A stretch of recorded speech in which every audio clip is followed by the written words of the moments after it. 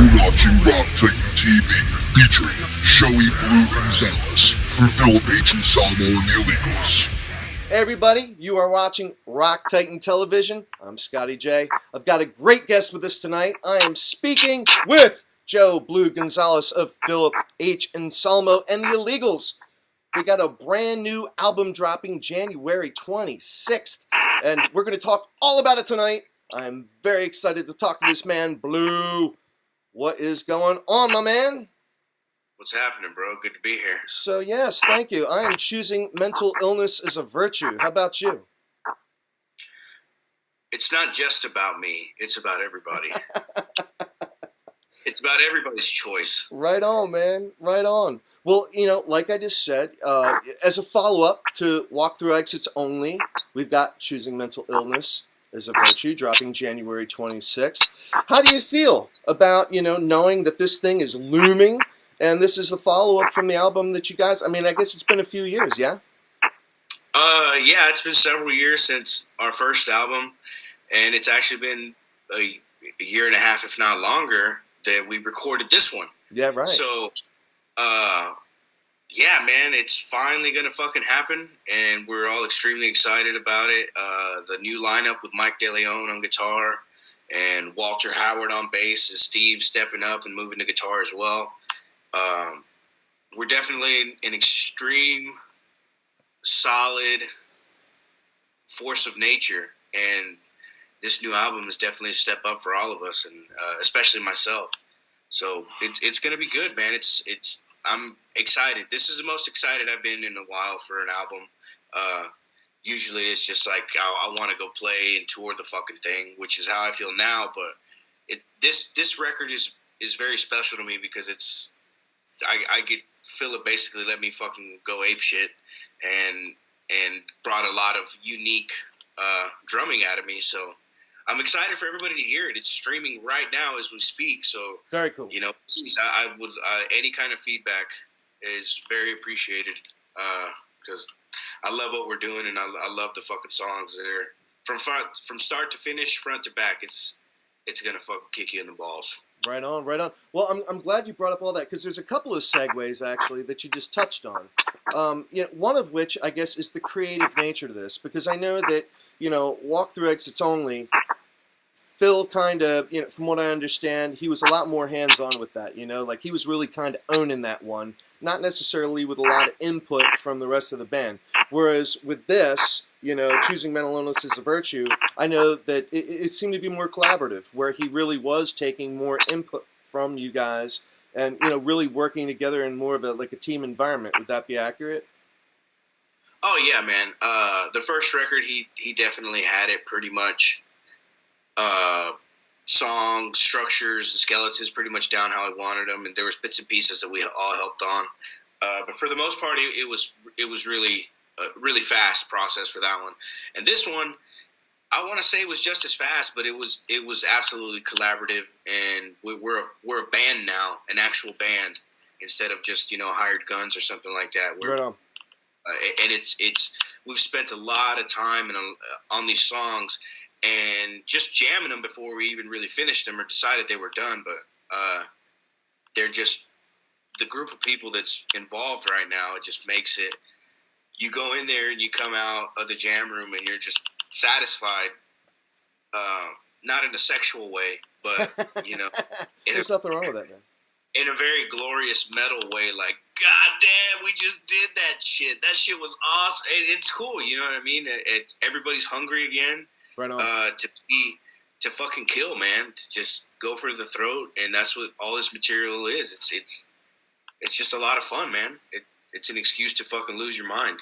Yeah. Now, one thing else that you touched on that I want to get back to is the lineup change, you know, from the last album to this one. And, of course, you've worked with Phil on Superjoint, you know, and that was something that, you know, you've been a part of, again, you know, for the last few years now with him. And there's a lot of similarities, obviously, with the lineup between Superjoint and the Illegals. So I guess, you know, without having, you know, the opportunity to talk to Phil about this, I'm asking Blue, you know, what would you say are some of the things for your fans, you know, that they would be able to distinguish Superjoint versus the Illegals? Well, they're two completely different animals as far as music goes. If you were going to classify them, either of them in a genre within metal, they would both be very different. Right. You know, Superjoint has a punk rock hardcore feel, and just as a basic summation of it all, and the Illegals, we're more than a death metal band, more than a grind metal band. We're an extreme fucking band. We're doing extreme fucking riffs, and that's all there is to it. So Right on. I think it'll be if someone were to play these albums back to back, they would probably be able to see the similarities as far as my playing. I mean, Steven's playing, it might be a little bit more, harder to say, oh, that I know that's him on bass. I don't know how anybody would do that. But for me, or the way I listen to stuff, the drums are kind of out there and loud. I think people might, if you're picking me apart that hard, I can hear you're doing certain shit the same here and there. But for the most part, they're just worlds, opposite ends of the spectrum. Right on. Now, when you guys were, choosing mental illness as a virtue together, and you were, going through the whole process, was there ever a point in time where you were going through things with Phil where you thought, again, because you guys work on Superjoint together, was there ever a point in time where you thought, maybe, hey, this is something that maybe should be going more toward that Superjoint arena versus what you're doing with the Illegals? Or did that ever happen or no? Actually, yeah. Yeah. I mean, as far as fans spotting the differences, that's completely different for us. As far as writing the material, right? There's been several times where the Superjoint guys were in the room and we all kicked around a riff and recorded it and was like, all right, well, that's an idea, and come back the next day and be like, I don't think we should use that ever for Superjoint. Wow. And then we use it for the Illegals and vice versa. Or like, there's been a couple times where we've tried to do like a little thrashy riff for Superjoint, and it just, because of me, it turns into fucking blasting. And then Philip comes out and he's like, yes! And he's like, that's not Superjoint, but we're going to use it. So all our writing, man, is absolutely incestuous. So nice. But it's for the sake of, if anybody's like, oh, well, you spread yourself too thin or it's watered down or anything like that, that's really not an issue, because we're writing music, and if it's good, it's going to make it to tape, and it doesn't matter what fucking band. But I mean, we all love to write music, so sometimes we'll write a song and even if we're not part of the project, like, who gives a shit? Like, we're just writing music to write it, and that's what we do. Right on. Getting back into this new album, I know that obviously Phil's over there in Louisiana and you're over there in Texas. How challenging is it to coordinate all your efforts with the studio and everything like that? Lots of emails, lots of text messages, and the easiest part about it is that Philip just lets us know what windows he has, and for the most part, he's always ready for us to come down. It's just a matter of all of us getting our shit together. Yeah. But our families and jobs and all that other lame ass shit that rock stars, have to deal with. Yeah, rock stars like yourself. I know. I can't relate. I can't possibly relate. But don't rock stars have enough money where they don't have to deal with that? You would think, right? I don't know. You tell me. You should, right? No, I'm not a rock star. So. Of course you are. That's what we're talking about right now, man. I'm absolutely not. Oh, stop. Further than that. Oh, my God, please, man. You're being way too modest. But, I mean, seriously, obviously, there are the challenges, just geographically speaking. But above and beyond that, other challenges, just with the other projects that you're involved with. Obviously, Phil has got so many different musical projects that he's involved with. And as do you, just, again, between Superjoint and the Illegals, just working on those things that you're working on with Phil. How do you handle that? How do you manage that schedule? You kind of just have to go out there and keep an open mind to that everything's going to pile on top of itself, and that 2 weeks or a week trip might turn into 3 or 4. or which is exactly what happened on this last tour. We had a really lengthy tour. It was awesome, very successful. And then for some reason, the universe decided to throw us a job doing something else completely different. But, Right. you know, another 3 weeks on top of 6. Uh-oh. What happened? What happened? Oh, no, my stupid phone wanted to update. So there's always that kind of fucking variable. But for the most part, man, we're road dogs. It's just about making it all happen. Another thing is to have a really good support system at home, between friends and family and your job, whatever you do. I've always prided myself on doing good work when I am at home. So any boss I've ever had growing up has always been 110% supporting me and going to play music. Very cool. So that's, you know what I mean? That for me, just having a pretty good work ethic to let everybody know that you're ready, willing, and available and can handle what's being asked of you. Shit, man, on one of my next tours, I was planning on doing double duty and do War Beast and Superjoint. Wow. Which that came up one year, but I had John O'Garrett, a very talented dude, fill in for me with War Beast. Okay. But now I'm fully prepared to fucking do 2 sets on a full tour. I know I could do it. Nice. This is it. This is all I got. This is all I want. So. Nice. Very cool. Well, obviously, we know that, Choosing Mental Illness is a Virtue drops January 26th.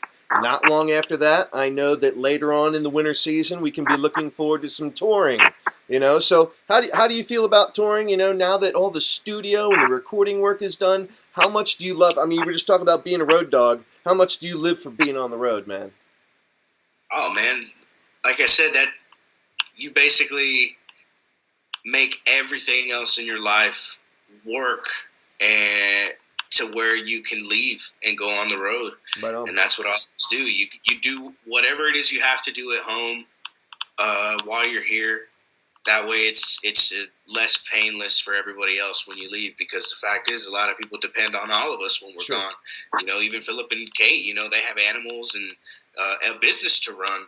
So it's a catch-22 for them to tour, because for everybody, you know what I mean? We all got to work, but this is it. This is what we do. So it's just not I just don't think the music economy, if you want to call it that, was just like it was in the 80s or 90s, where a band could just live on the road and stay on the road and just fucking kill it and selling the albums they need to be selling. Right. It's just, that would be awesome, but man, it's just not. I know. For some bands, it's realistic, but it's not what it was. It's not what it was, and I hear what you're saying, and that pisses me off. I can only imagine how you feel, as it's your livelihood, so I can only imagine how frustrating that is. But in terms of touring, I know you've got fans worldwide, between War Beast and Superjoint and the Illegals, you've got all this going on. Is there a particular city that you get particularly, geared up for, that you get really amped about playing? I love all my recreational states. Right on, man. So we're talking Colorado, Washington, and, what are some of the other ones? Enlighten me, man. Dude, there's a lot of weird places now where it's pretty laxed. And yeah, dude, I just, eat some edibles with the gang and just have a weird show fucking. Man, so I guess, so you don't even need to take as many ice baths, maybe, as what you had to do in the past as a drummer, There's a lot of other ways to alleviate your pain, yeah? Oh, man, I'm young. I'm only 28 this year. Safer ways to alleviate your pain. Yeah, but man, that's hard on the body, dude. 28 as a drummer on the road, man. It's like being 48. No, I'm just teasing, man. It's fun. Yeah. Dude, and these guys have fun. It's what keeps them young. Come on, Jimmy Bauer. Yeah, right on, man. Kevin Bond decided to come back to it. You know what I mean? After years of not being involved with music, he decided to come back out on the road, knowing full well just how dirty people are, how many germs he's exposed himself, all that shit. He works in the restaurant industry. That's the reason I'm so specific with stuff like that. Right, that's sure. exactly what he thinks of. But he was like, dude, you kind of, like Philip said, lifers. Yeah, man, right on. Now I You want to can't get it out of you. Nah, that's cool. Now I want to get something down to near and dear to Rock Titan's heart, and as I always talk to all you artists about, official music videos, man. As we bring back music television with a vengeance. How do you feel about making official music videos? Do you like doing them? And can we look forward to seeing any more based off of, choosing mental illness as virtue? Man, I love music videos. Yeah. I've done a lot of music videos, but most of them are always like performance music videos, which it's cool. But I want to fucking, the last Warbeast video we did was for the Hitchhiker. We actually had the original Hitchhiker from Texas Chainsaw Massacre in it. On, man. And Yes. we're all acting and shit. That was a lot of fun. It was different. And I want to do more weird stuff like that. That way we can have some more fun. We have some pretty cool ideas for the Illegals. We just did a live video. We got some stuff coming out. Okay. But we did an official one. But we're going to do another one that's going to be really fucking cool. And I'm excited for it. But yeah, dude, anything and everything. All these. What people don't understand is that as extreme as the Illegals are, we're all a bunch of hams, bro. Everybody's ham hocks. Everybody's freaking idiot. So, and we're laughing constantly when we're around each other, unless we're specifically playing the song. And even then, sometimes Philip will fucking, in a song and, catch you off the heart or fucking do something. And then you're laughing while you're sitting there, trying to blast. And this dude's sitting there cracking jokes like, Now, see, you're very chill. funny, dude. You're very chill. You're very cool. I don't know, man. I mean, I've never met Phil, but Phil seems a little hardcore, man. Are you trying to tell me that it's all just a facade? That hardcore, like, just I'm gonna kick your ass. It's just he's just really a teddy bear at heart. Is that what you're trying to make me believe right now? Number one, he will kick your fucking ass. Right, oh, man. He more than likely can kick everyone's fucking ass for the most part. I believe it. The attitude is real. Yeah. And D, he is a big teddy bear at heart, man. He's fucking hilarious, dude. I've been working with him this year for 10 years. Wow. And he's seen me grow up. He's seen me. He's helped me with a lot of successes. He's helped me through a lot of personal things, and he's seen me fall and get back up, and he's still there for me. And I couldn't ask for a better big brother, or to have one of the biggest,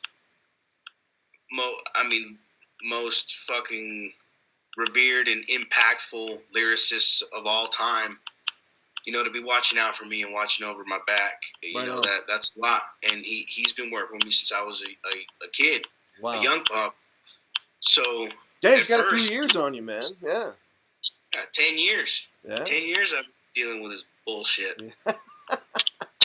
Now, speaking of which, I know that Phil, and hopefully I have a chance to talk to him at some point about this, but I know he's got a penchant for, like, horror and gore and, like, all that scary theatrical crap, in movies and whatnot. Does he ever mess around with any of that stuff? Just, being personal with you guys? Also, in terms of, like, any music videos, does he bring any of that creative side, that passion for that element of his life in what you guys do? I think the music that he does is a representation of what he likes. Right on. If you were to put the Illegals music in any chase scene, it would probably fit, and especially in newer style gore movies and shit like that, Sure. zombie movies, shit like that, anything like that. And that's not saying that's what he likes, but as far as horror as a genre, he's a thinker. He loves suspenseful, just intense writing, and so anything he does, man, it's just like 110%. And for me, like spending so much time with him, I definitely see a lot of his personality in what we do, and it's horrible. All right, so everybody, again, I'm here with Joey Blue Gonzalez, and we are talking about choosing mental illness as a virtue, the latest creation of Philip Anselmo and the Illegals. It is coming out January 26th, and So what else, man? What would you like to share with all your fans out there? For Philip Anselmo and the Illegals, Superjoint fans, War Beast fans, what you got going on? What do they need to be prepared for? Expect a lot of touring from all the projects later on in the year. Continue supporting everything, all your metal bands, all your local metal bands, all the housecore bands. For anything and everything housecore, please go to thehousecorerecords.com. The record comes out tomorrow, January 26th. Get your copy. Let us know what you think. Keep in touch. And we'll see you at Thanksgiving.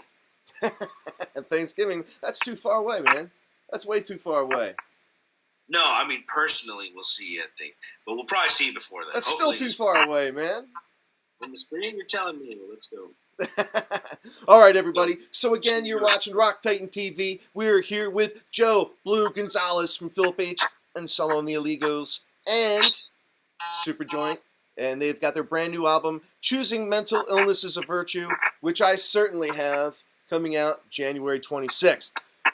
Joey, thank you so much for your time, man. I really appreciate it. Thanks, man. You got it.